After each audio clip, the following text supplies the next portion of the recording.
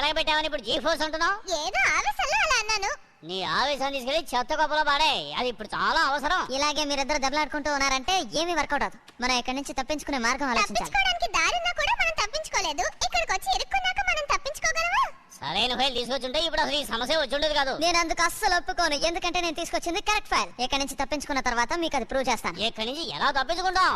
సరే ఆ కుర్రాన్ని అడిగి చూద్దాం. ఒరే తమ్ముడు, మే నలుగురు ఇక్కడి నుంచి తప్పించుకోవాలి, ఏదైనా దారులు చెప్పు చూద్దాం. కదలకండి, మన మధ్య ఒక డీలింగ్.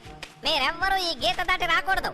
నేను రాను. నువ్వు కొంచెం ఎక్కువ మాట్లాడుతున్నావు. ఏంటి మర్యాద లేకుండా మాట్లాడుతున్నారు? ఒక్కటి ఇచ్చారంటే దెబ్బకు దెమ్మ తిరిగిపోద్ది. తమ్ముడు, ఇప్పుడు మేమేమన్నామని నీకు అంత కోపం వచ్చింది? ఏంటే ఎవడ్రా నీకు తమ్ముడు? నా పేరు బక్కి. మీకు ప్రాణాల మీద ఆశుంటే ఈ గేట్ దాటి ఎవ్వరూ లోపలికి రాకూడదా?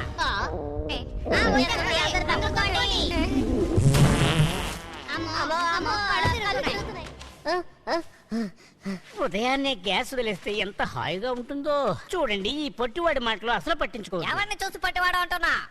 వాడి మాటలు విని గీత దాటారో? నీ రేటు తగ్గించారట. అప్పుడే కదా నన్ను కొనుక్కుంటారా? ఇంకా ఎన్నాళ్ళని నేను మీతో పాటు ఉండాలి? వీడింతే చాలా ఎక్కువగా మాట్లాడతాడు, కానీ చెడ్డవాడు కాదు. నేనే గానీ లేకపోతే ఈ షాప్ అసలు ఎవరు చూసుకుంటారు? ఒరేయ్ లొడలొడమని మాట్లాడుకో. చెప్పాలంటే ఇక్కడ అంతా నేనే. వాళ్ళని అడిగి చూడండి తెలుస్తుంది. రేయ్ వీళ్ళేది అడిగినా అవుననే అంటారు. నేనే కదా చిరంజీవి. నోర్మయ్యరా చూంచు మొహాలు. ఏది అడిగినా అవుననే అంటారు.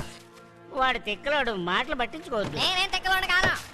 నా యంత్ర భవనానికి మిమ్మల్ని అందరినీ ఆహ్వానిస్తున్నాను. మీ భవనంలో బాత్రూమ్కి ఎక్కడికి వెళ్ళాలి? మీరు ఎక్కడైనా వెళ్ళొచ్చు. ప్రత్యేకమైన చోటుని ఏర్పాటు చేయలేదు. మీరు నించున్న చోటే పొద్దున నేను వెళ్ళాను. సెటప్ గా పేపర్ నుంచుతాండి, చదువుకుంటూ వెళ్ళండి. మనకి టైం లేదు. మనం ఎక్కడి నుంచి ఎలా తప్పించుకోవాలో ఆలోచించండి. ఓకే.